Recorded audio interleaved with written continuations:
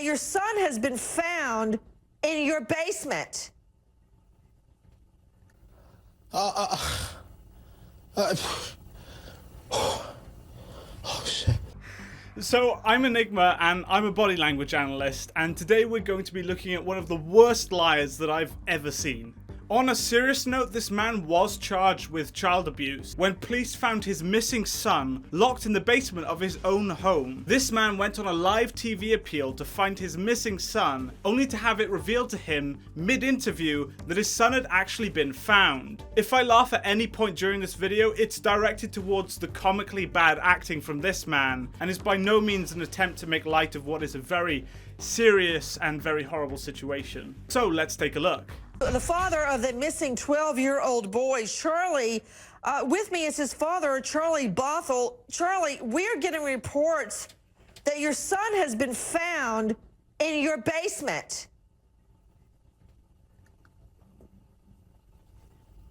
Sir? This has got to be one of the most glaringly obvious examples of a liar that I've ever seen. He's literally getting exposed as a child abuser and kidnapper on live television. There couldn't be a more nerve-wracking and public way of getting found out. As a result, he instantly opens his mouth. He's going into the shock response, which is controlled by the sympathetic nervous system. His brain is trying to fill his body with enough oxygen to deal with a physical threat, as during evolution we would only really be encountering physical dangers. This fills his body with energy and increases the chances of survival. He then pacifies by exhaling. This long exhale is a way the human brain tries to release a strong buildup of stress, and is common when people are feeling threatened. The limbic system causes us to pacify as a way to balance our emotions. He also goes into the freeze response. He knows that he's screwed, and his body language freezes as he tries to process a way out of the situation. There isn't one. Mr. Bothell, are you? What? Yeah, we are getting reports that your son has been found alive in your basement. What? Yes, that's what. If you could hand me that wire very quickly. Yeah, we're getting that right now. From yeah. How could your son be alive in your basement?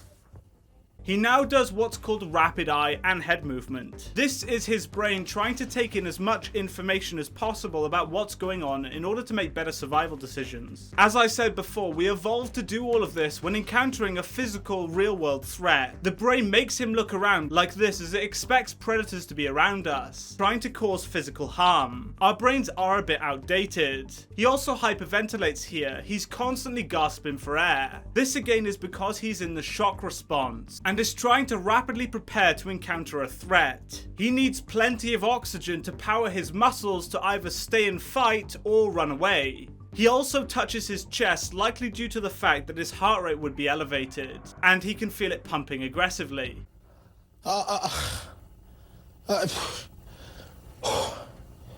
shit. I have no idea.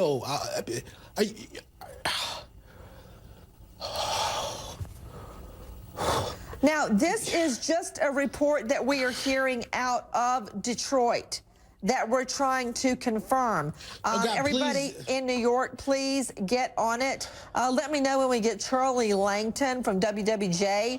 I mean, he's basically admitted guilt by swearing at the fact that his own son has been found. At this point, no one knew that he was the person responsible for the kidnapping and the abuse. Surely a parent would be absolutely delighted to find out that their child is alive and well. This man hasn't been blessed with intelligence, as he openly swears as if something terrible has happened. Terrible for him. He can't talk here either. This is because all of his brain is trying to process a way out of the situation. Communicating with this lady is the least of his concern as he tries to formulate a plan to wriggle out of this situation. He continues all of the traits mentioned before, and it is so hilarious to see him slowly realize that he's doomed. He's also shaking, which is another common sign of high levels of stress. This is because of the adrenaline in his system not allowing him to remain still. He wants to get up and flee, but he can't. Sir, did you check your basement? I checked my basement. The FBI checked my basement. The Detroit police checked my basement. My wife checked my basement. I've been down there several times. We've all been checking. How?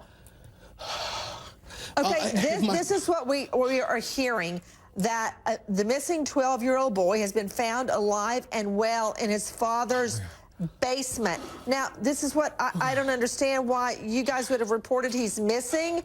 I really don't know why he's pleading to God at this point. He abused his own son and admitted to beating him with a pipe, and pleaded guilty to 4th-degree child abuse in exchange for the removal of the 2nd-degree child abuse charges. His son Charles was found locked in his basement, thin, with marks all over his body from where he was beaten.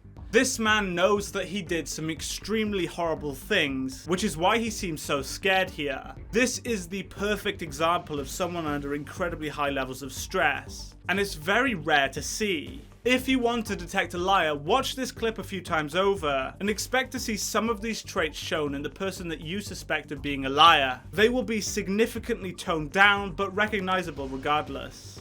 And all our viewers have been on the 11 lookout for him. We've been on the lookout for him. We searched that entire house repeatedly. The FBI searched, the Detroit police searched. We've all searched. Oh, God, they brought dogs, everything. Everybody is searched. What? Okay, my son. Have you checked your cell phone? My cell phone is dead. I actually getting down here, I left it in the car charging because it had died on me.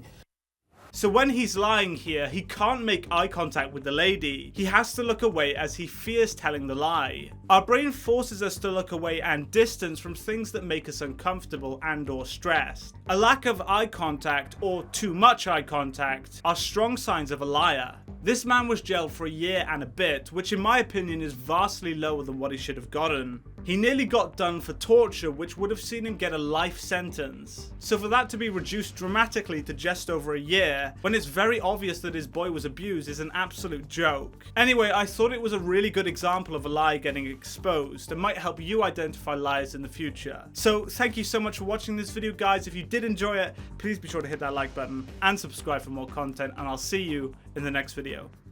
Goodbye.